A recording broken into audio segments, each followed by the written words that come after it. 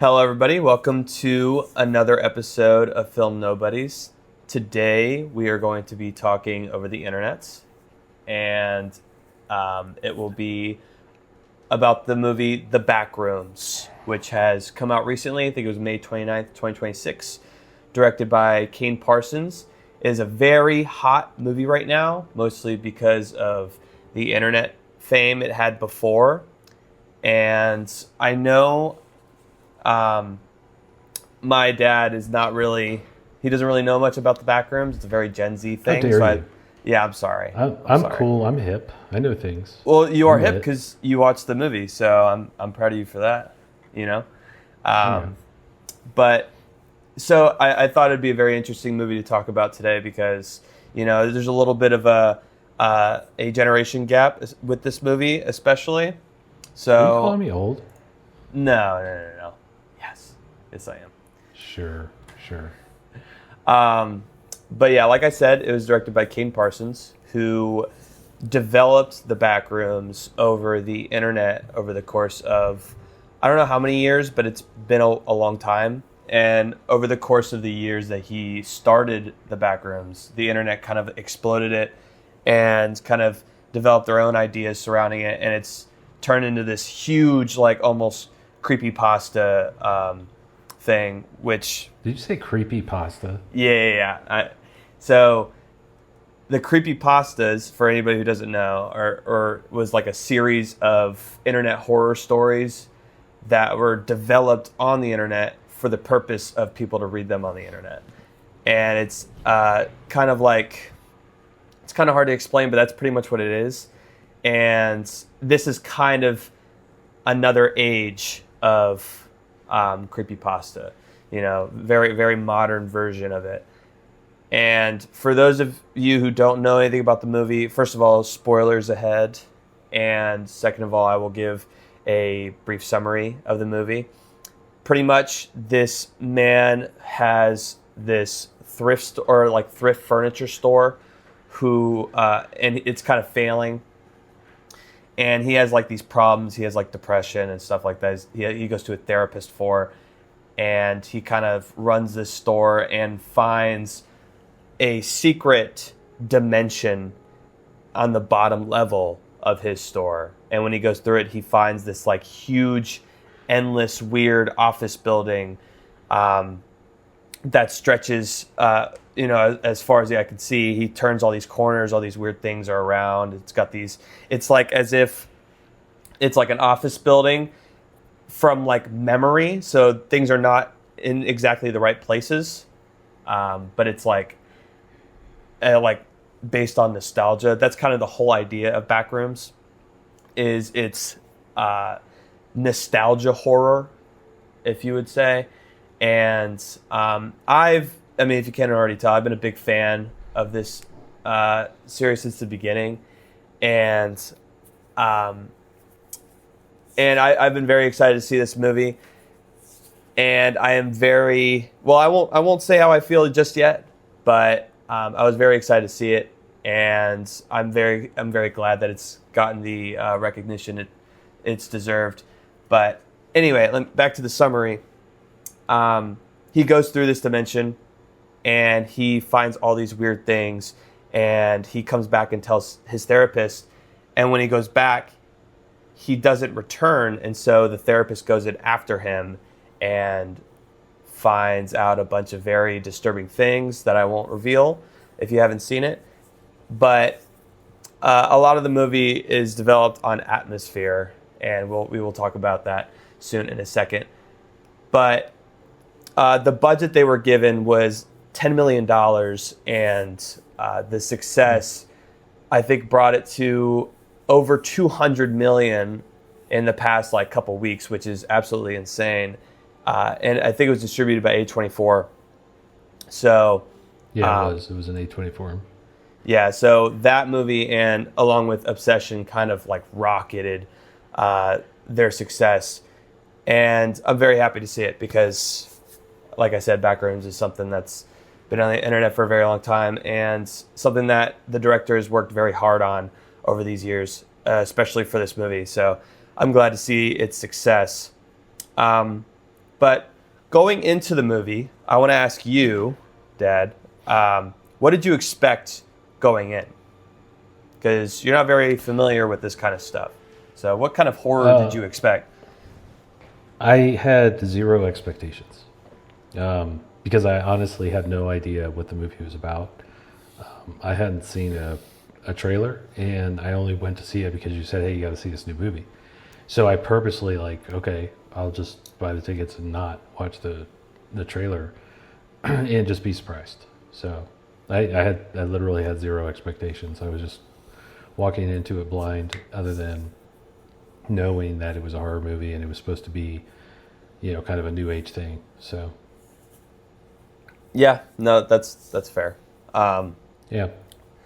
I'm surprised you didn't really know much about it. I mean, it makes sense because the trailers are kind of vague, but yeah, it makes sense. I have a lot of background information on it. I just hadn't seen the trailer at all on it. I think I seen the poster and the name of it, but I had no idea what it was about. And so when you said you go see that movie, I was like, okay, because we hadn't seen a trailer yet in the theater. I mean, we go almost every week, but since we've been moving and all this stuff, haven't kept up on any of that. So we just went in totally blind. Wow. Okay. Well, I'm glad I pushed you to watch it. I want to know how you feel about it at the end, but first I want to talk about probably the most important part of this movie, which is the atmosphere and the setting, or I should say settings, plural. I think the Backrooms does a really good job of developing this super ominous, almost creepy atmosphere based purely on nostalgia and mystery. Yeah. I think it's very unique in the way that it creeps you out, because usually horror is, more. It doesn't really deal with stuff that is just kind of normal. And I mean, with the Backrooms entirely, we only got a small snippet of what the atmosphere could be in this movie. Because what it is it's a bunch of it's a different dimension with a bunch of layers, they're levels. And this is the yellow office space that we saw is level 0 or level 1 or whatever. And then the area where the main character is in these this pool room and stuff is also very iconic. It's a different level, but there's literally hundreds of levels that are I could say that for our generation, him just going into an office building was already a horror movie. Yeah. So I was already scared. Yeah, that's fair. There's actually a lot like that, but I mean, a lot of it is all of it is nostalgia like that. So the office building, the 80s office building, where it's just slightly off, it's not exactly what it should be, and it's completely empty. And I mean, for me, it just creeps you out. How did you feel about this kind of atmosphere? I thought the atmospheres in the movie were the best thing about it. I think it's what made it, kind of drove the mystery, and kind of it was creepy, but in this non-classic horror way kind of way. It's hard to describe. Yeah, it was creepy, but it was nostalgic at the same time, and it was just strange, super weird. In every minute of the movie, as he's going through all of these spaces and everything, you're just waiting for the shoe to drop. Okay, what's going to happen to this guy? Something weird is going to happen, or there's going to be some fugly monster that pops out of nowhere. And so it kept you, on edge the entire time, because you didn't know if, even within the first, I want to say probably the first half hour of the movie or so, you didn't know this guy was just nuts, right? And he was having some kind of weird inception moment or something. And instead it was real, and as you slowly kind of, I think it's revealed to you, and then that makes it even stranger. So I thought the atmosphere is really what just kind of anchored the whole concept of the movie, and what I think the director was trying to do. Yeah, yeah, I agree. I think, um, I mean, a lot of the time has like this, like monster coming through, which is kind of Yeah. what sets in stone. Like this is not a good place. This is a dangerous place, and I'm Yeah. happy with the way they did it because a lot of the point of it is you don't know what's lurking in the back rooms. You know, it's supposed to be like a place Yeah. that feels so personal and yet so strange at the same time, and I think that's what makes Hmm. that creep factor pop. Yeah. It's like, I mean, the name itself it kind of sets you up to expect, something specific. Yeah, And I think that it's a little bit of a curveball, in a good way, because when you go into back rooms, sounds seedy, sounds like you're going to be in like some dungeon area or something like that, and it's going to be, someone torturing people. I don't know, horror movie back rooms. That's the kind of thing that pops in my head, and it wasn't any of that. yeah, it it was wasn't. it was something totally different. Yeah, and I think that's why I like it. I think because I know so much about it, though, I just need so much more. You know, like I know what's to come Yeah, in future projects. And with the success of this movie, they're obviously going to let him make more. And I think this is just like the tip of the iceberg. And I just want more of it. And yeah. that's like one of the big only things I found wrong with this movie is that it's not enough. Like I need it to be Yeah. more. Well, So that's when we get into like opinions and that kind of thing. Yeah, I've got a few issues with the movie that I think are kind of around probably the same type of comments you're going to make. yeah. Okay. The next thing I want to talk about is the performances and the characters, which is Hmm. not something that is in the back rooms, like on the internet. It's supposed to be like this, just like it's just supposed to be about the different levels and what they have in them and stuff. Hmm. It never has any of these like personal stories attached to them, as far as I know. Maybe there are some, but I don't think this one.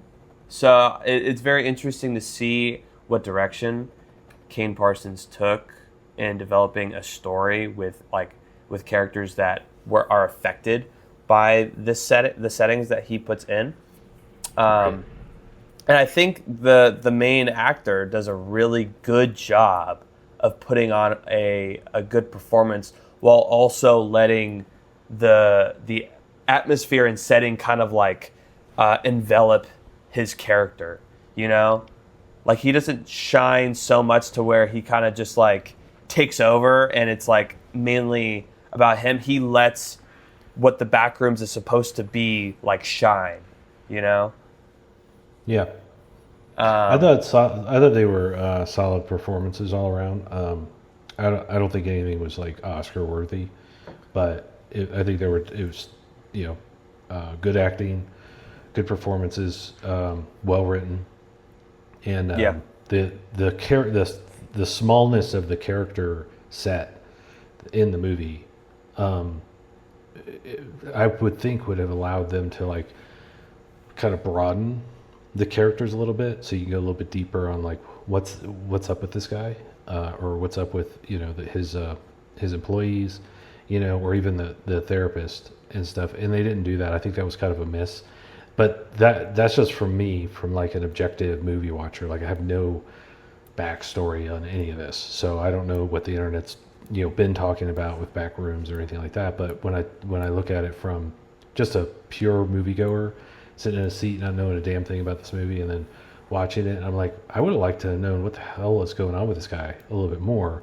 They gave you glimpses of that. They gave you glimpses of what was kind of motivating the therapist, but not enough to really sink your teeth into it. But all in all, I think that the acting was good, the writing was good, and I think probably the weakest performance. And I say that not that it was weak, but if you had to pick someone that wasn't as good as the others, I would say the therapist, which I can't remember Really? her name. Yeah, Okay. she was good, but I'd say she was the weaker of the bunch. So Okay. Um, yeah, I what do kind you of think? agree that some of the characters kind of fell flat in the face Hmm. of what the director was trying to do with, because he was obviously Right. Yeah. prioritizing the Backrooms. So um, as a result, some of the characters kind of fall flat, and I think Hmm. the two side characters, um, like his employees or whatever, the dude with the camera and stuff, I think Hmm. their characters kind of fall flat a little bit. They're kind of used to fuel the creep factor and the scare factor of the Backrooms, and that's kind of Hmm. like their point. But because I mean, They like the did do a dude, good job of like stitching humor in there, by the way. I agree. So I agree with yeah, that. Yeah, the writing is yeah, good in that sense. yeah. They had a But couple funny moments in there that were well delivered. yeah, Yeah. but I think the therapist was one of the stronger characters in my opinion. I think Mm. the Well, not the character, but the acting. Her oh, the performance was. performance. Yeah, not the character itself. I'm just talking about her performance of it. Oh, okay. I can kind of see that then. Yeah, I can kind of see that. yeah. But okay. The characters themselves were like the main two. I think they're really well done. Hmm. The backstories, I don't know if they're gonna like kind of continue that in the next movie if he makes it. I don't think he will because they're all just so different.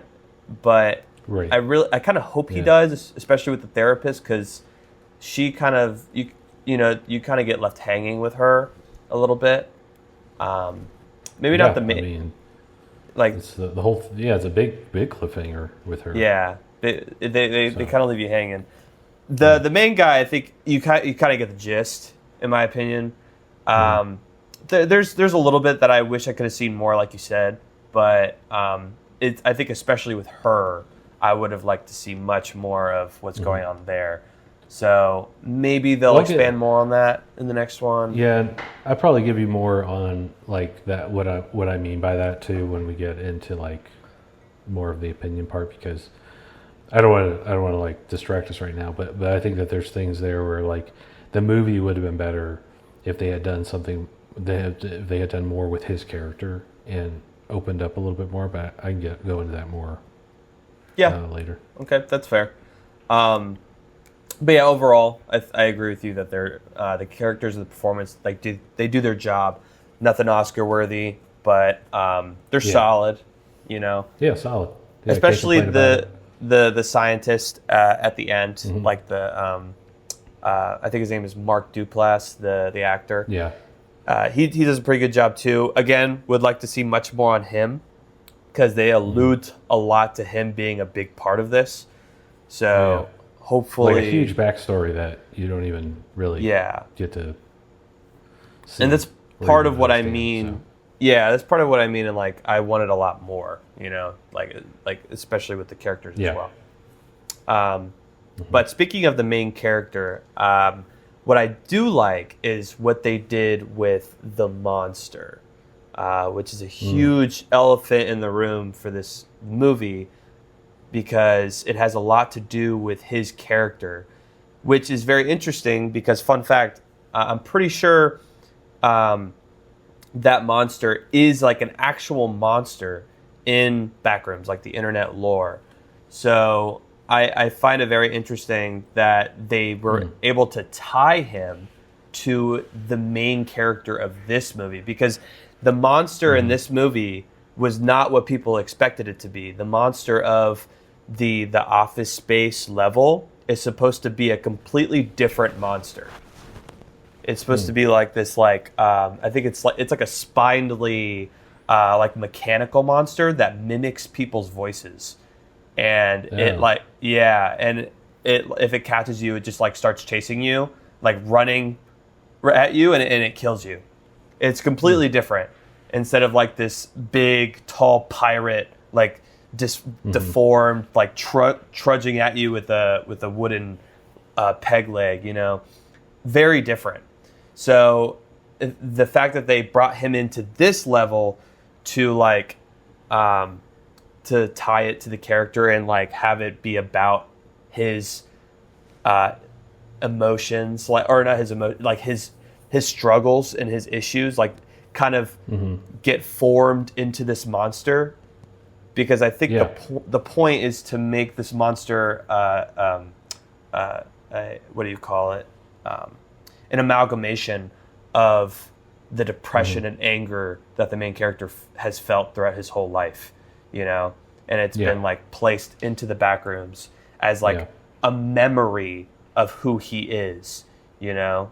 Yeah, what do you it's think? like a caricature of all your emotional distress, all your mental health issues, everything rolled into one. This is this monster that lives inside you. I mean, I was kind of picking up on that, the overtones of like, or undertones, I should say, of like the mental health. Because I felt like this was a mental health horror movie.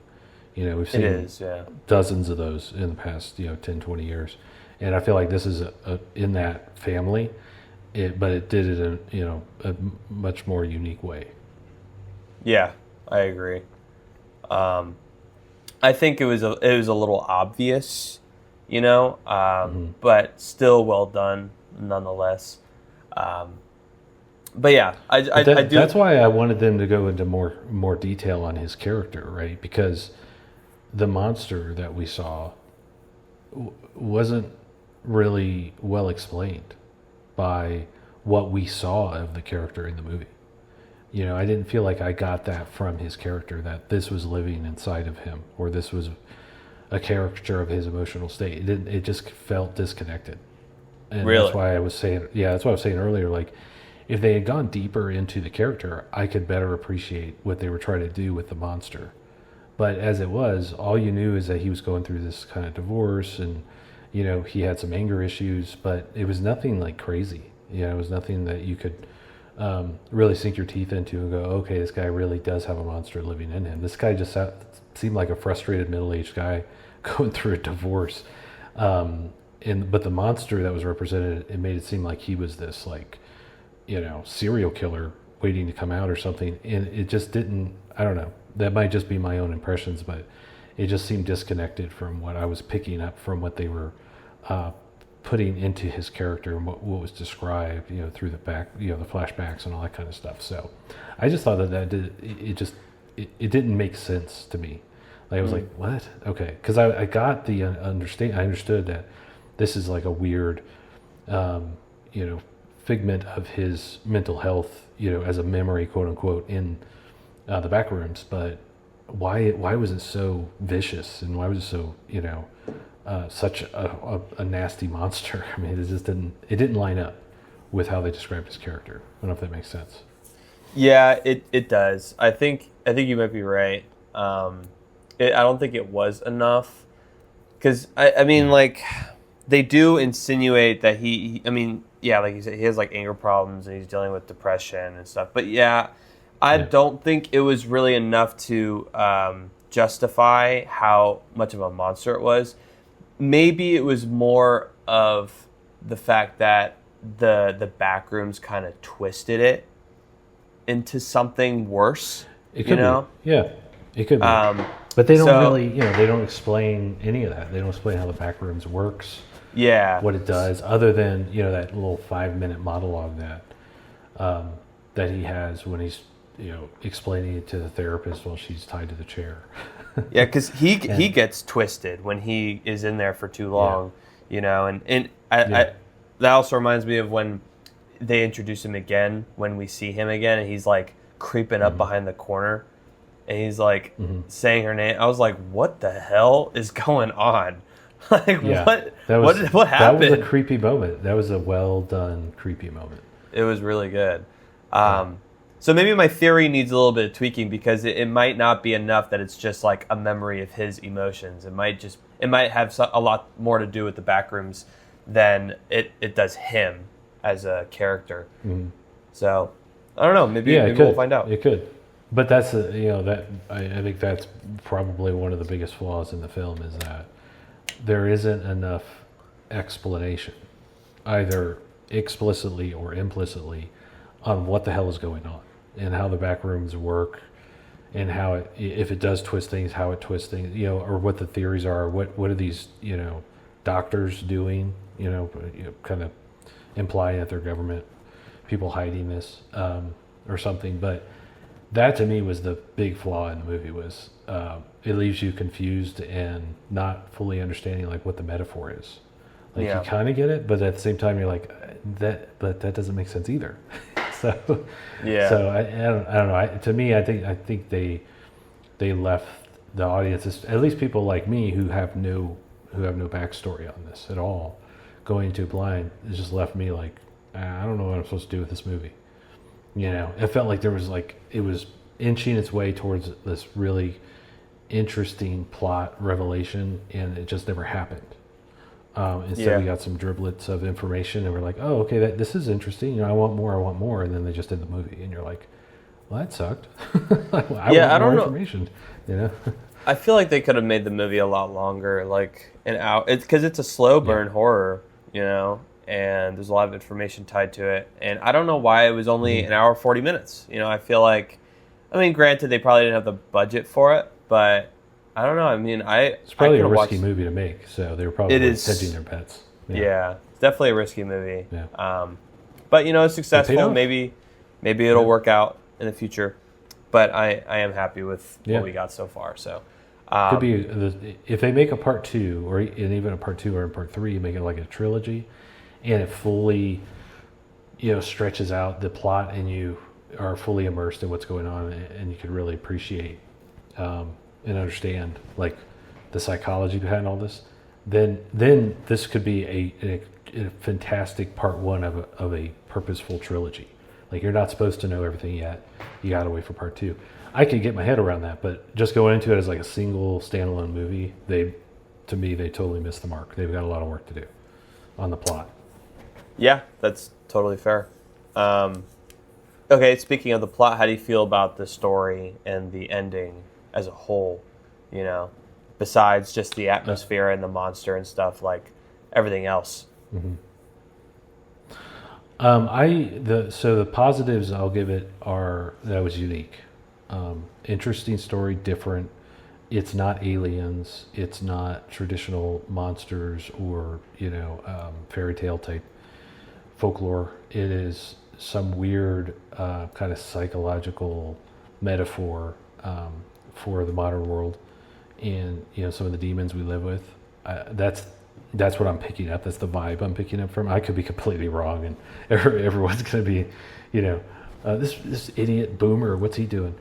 I don't know. I don't know if that's the point of the movie, but that's the impression I got from it. Right, and I thought that was really cool. That was a really interesting way to do it, and probably like most of the movie, I was on the edge of whatever scene we were on. I was like, oh, something's going to happen now, and. Oh, no, nothing now. Okay. And then he goes and he does something different. Okay, now this is when the shoe's going to drop. And it was just like that throughout the whole movie. It kept you engaged. And it was just this underlying creepy factor the entire movie. And then there's that moment where, this is a plot reveal, but a moment when they put the rope around the... I forget his name, one of his employees, to go down that chute to explore. And then the dude gets like eaten or killed or whatever. And you're like, oh, shit just got real. Okay. So there are monsters here. This is a thing, right? And so it kind of gave you these little like punches of horror that made you stand up and go, oh, okay, what's going to happen next? So I really like that. And then moving into towards once you get to the monster, the main character's monster, and then towards the end when the therapist is kind of, I guess she's rescued, and she's like looking at the doctor or government figure. They kind of like very loose about what his role was and what they were doing. Then you felt like you were kind of getting to the cusp of, okay, what the hell is actually going on here? This is so confusing. And then they just end the movie. Right when you feel like you're finally going to get some answers and feel like the plot's going to click for you, it just doesn't happen. So to me, it felt very like underdone. And frankly, I like that because of that. I didn't enjoy it as much as I should have, because I felt like I left the movie confused and not understanding what the director was trying to tell me. Even like when I rack my brain on like metaphors, none of them really line up because the plot didn't make sense. It just doesn't make sense. There's things in there it's just like, well, but what about this? Well, what about that? Why didn't he do this? Why did she do that? Who are these people? What, you know, what are they, how long has this been a thing? Why does this exist? And so on and so forth. And there's like a zillion questions. Now, if they come back in a part two, and you know this is just the beginning of a very long story, great. That could actually work out really well. But if it's just this movie and it stands alone, I'll probably never watch it again, if I'm being honest.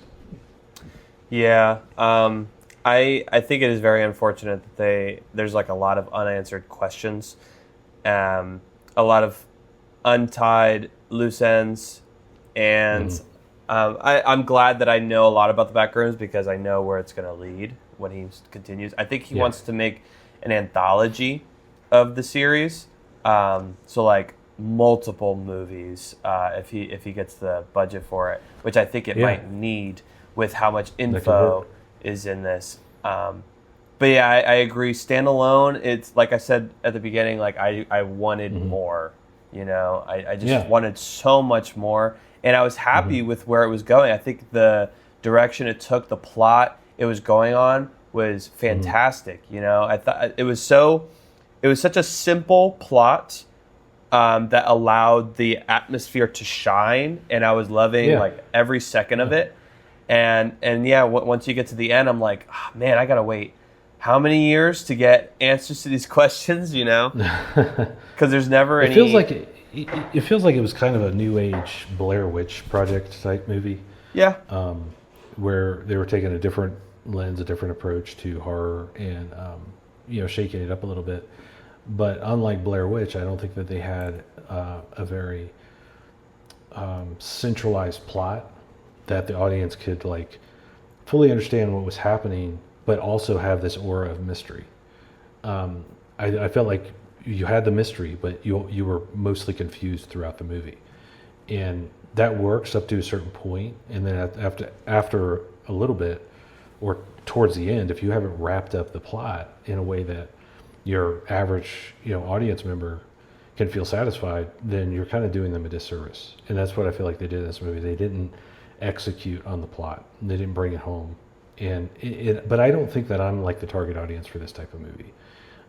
And so I'm not going to like sit here and be like, oh, it was crap. You know, I get it. They're making a movie for a specific demographic for people your age who already kind of understand the gist here. And so in that context, it's a lot more meaningful, and you could actually probably make more sense out of it than I can.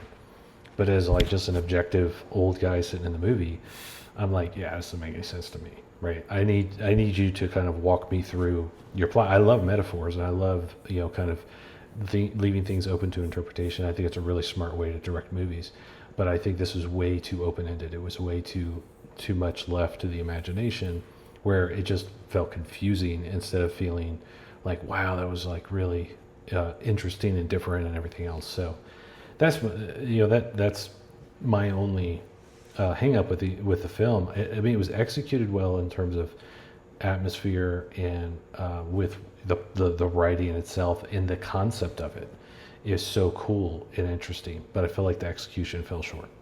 Like they didn't fully immerse their audience in what was going on, like what is happening here. I want to know so I can care about these characters. I can care about what's going to happen or what could happen, and understand the methodology behind like what they're trying to do with the story. And I just felt like it just left you completely empty-handed on that front.